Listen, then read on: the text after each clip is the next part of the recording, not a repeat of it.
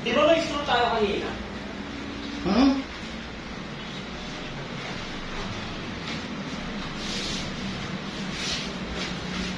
Ayan, pin light and cob light po.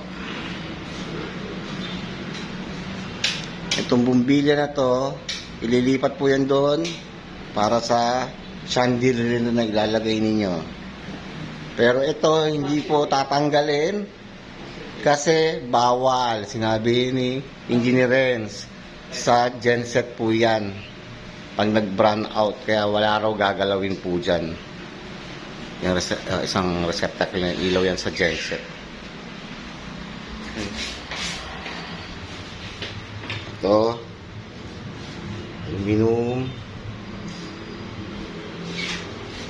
saka aluminum. Ayan po. Oh, pinagtay na po ito. Ayan ang lababo.